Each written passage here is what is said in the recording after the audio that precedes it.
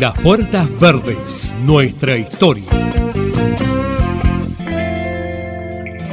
La maleza y el monte esconden, en parte, el derruido edificio que, sin embargo, permite imaginar lo amplio que fue, cuánta gente albergó, cuánta vida hubo allí, en pleno valle de Calamuchita, Córdoba. Vecina a la actual Santa Rosa de Calamuchita, existió una de las 6 estancias jesuíticas de la provincia de Córdoba. En este caso, la desconocida La Cenicienta. Tiene relación con las tierras del Río Cuarto. Por eso la traemos hoy a las Puertas Verdes. Vamos a tirar del hilo del pasado y nos vamos a encontrar con que la orden jesuítica llega a la provincia de Córdoba en el año 1600. Son 3 sacerdotes que vienen, en principio. Entre las obligaciones estaban las de fundar un noviciado y un colegio o universidad, cosa que hicieron los jesuitas. De hecho, el colegio es el antecedente de la Universidad Nacional de Córdoba, ¿sí? Bueno, había que bancar todo esto, ¿no? Algo de capital tenían, y ellos cuando llegaron compraron tierras con ese capital, pero la mayoría del dinero provenía de donaciones de los vecinos pudientes, por supuesto, y que eran devotos de la orden. A ver, digámoslo de esta manera, eran limosnas cuantiosas, pródigas, contribuciones cuantiosas. Ahora, en algún momento esta buena relación que había entre los vecinos pudientes de Córdoba y los jesuitas, que ya estaban bien instalados, esta buena relación empieza a dañarse. ¿Por qué?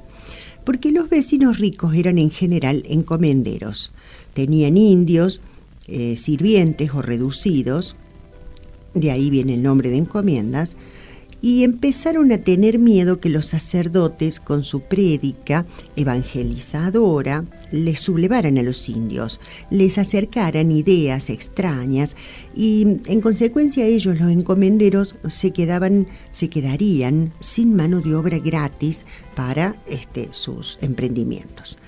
Entonces, estas limosnas cuantiosas empiezan a achicarse y los jesuitas tienen que idear, eran sumamente inteligentes, ya lo sabemos, tienen que idear y construir emprendimientos productivos para mantener los colegios y mantener también en parte las misiones, que por supuesto eran el principal motivo de su presencia, de la presencia de la orden en América, ¿no? Las misiones evangelizadoras. Así es que los jesuitas, además de las otras 5 estancias en Córdoba, construyeron en el valle de Calamuchita una que se fue agrandando y llegó con sus puestos límites hasta las tierras del sur cordobés, hasta las tierras del Río Cuarto. Así fue, aunque se conozca poco. Durante más de 50 años, los jesuitas tuvieron presencia en Tegua, en Santa Bárbara, en Chucul y en Carnerillo, que eran los puestos más distantes del casco, que estaba, como digo, cercano a la actual Santa Rosa de Calamuchita.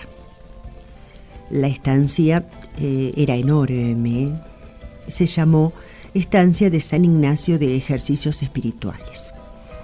Ahí aparece un rico cordobés de origen vasco que dona una parte de las tierras en Calamuchita. Él quería que esa contribución fuera a sostener las casas de ejercicios espirituales jesuitas de toda la provincia. Bueno, lo más probable es que esta estancia San Ignacio que nos toca tan de cerca, lo más probable es que haya sido la Cenicienta, como decía en el comienzo. Y lo sería después para la historia y para la arqueología, ya lo vamos a ver. No era la más esplendorosa en cuanto a construcciones y a proyección y a tantas cosas. No tuvo la majestuosidad de una Colonia Carolla, Jesús María, Altagracia, para quienes hayan tenido la suerte y la posibilidad de visitarlas. No tenía esa importancia. Sin embargo, sí tenía una gran capacidad productiva. Muchos esclavos trabajaban para sostenerla, alrededor de 250. La mayoría eran esclavos africanos, negros, y también había algunos indias que se habían reducido, es decir, habían dejado sus costumbres, su religión, su cultura, para adoptar otra forma de vida. Bueno, ¿qué había en el casco de la estancia de San Ignacio? En los puestos, desde ya les digo que había poquísimo. Carnerillo, Tegua, Santa Bárbara. Había un oratorio de paredes de adobe crudo, por eso no queda nada. Y había unas construcciones tipo rancherías para los encargados y los capataces. En cambio, en el casco de la estancia San Ignacio había una iglesia, las habitaciones de los sacerdotes, una calera de cal, sí, claro, ¿de qué va a ser? Un horno, la llamada ranchería de esclavos, las rancherías eran unos pabellones grandes, la despensa, biblioteca, los patios, había un huerto con frutales en cantidad, 1000 durazneros, perales, nogales, guindos. También estaba la sombrerería, la estañería, el lavadero, las acequias, por supuesto, para la provisión de agua y sobre todo del riego. La estancia San Ignacio en Calamuchita comprendía entonces ese casco y los puestos diseminados a lo largo de muchísimas leguas. La estancia era enorme y logró una muy importante producción. Dicen que de las 6 estancias jesuíticas, la que más producía era esta, la sureña. Se criaban animales, por supuesto, sobre todo mulas, porque eran muy requeridas en el Alto Perú. Bueno, Córdoba siempre fue una gran productora en la época colonial y poscolonial, una gran productora de mulas. Pero también tenían en ese casco de estancia, en esa estancia en general, había producción textil, algo de agricultura, porque se autosustentaban, claro está. El molino era de perchel y se usaba para moler tanto trigo como maíz. Un día, en realidad una noche del invierno de 1767, estas cosas terribles tienen que pasar en invierno además, ¿no? De madrugada. Los sacerdotes de la Orden de Jesús fueron obligados a dejar la estancia sin llevarse absolutamente nada. Prisioneros en la madrugada, escoltados por las bayonetas mandadas por el rey de España, en el momento no supieron que esas redadas se estaban multiplicando en toda América hasta que no quedase huella.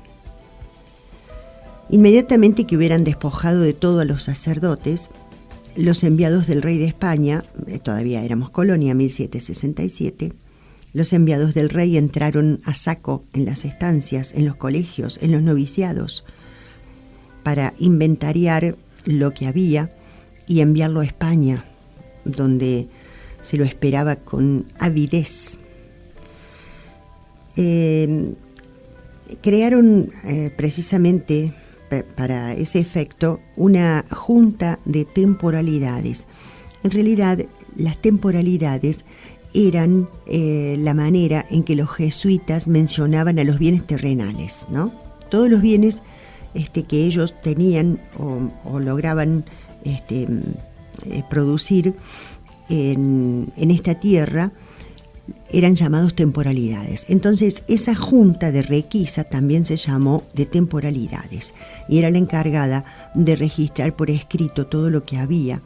Acá hay que abrir un paréntesis y decir que en realidad no todo, porque se sabe que infinidad de bienes desaparecieron en manos de los encargados y nunca llegaron ni a un registro ni tampoco a las arcas del rey. Bueno, la Junta de Temporalidades estuvo en el puesto de Carnerillo de la estancia San Ignacio, estancia jesuita, un día de agosto de ese año 1767 y levantó inventario de lo que había. Estoy mirando el reloj y me parece que lo vamos a dejar para el próximo programa.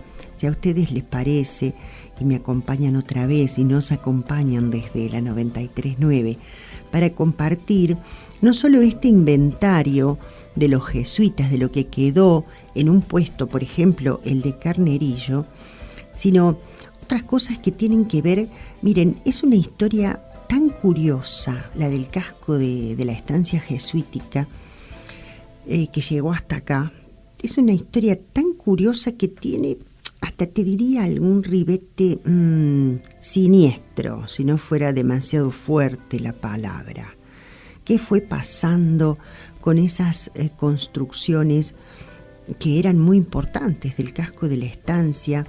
¿Por qué no se conserva nada de esta última sexta, siendo que de las otras 5 se conservan en algunos casos unas ruinas, unos edificios espléndidos que por supuesto han sido declarados Patrimonio de la Humanidad?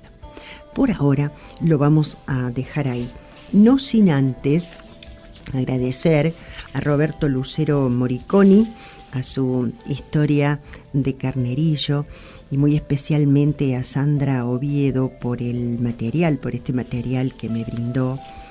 Ella es docente en el Instituto de Carnerillo precisamente. Muchas gracias.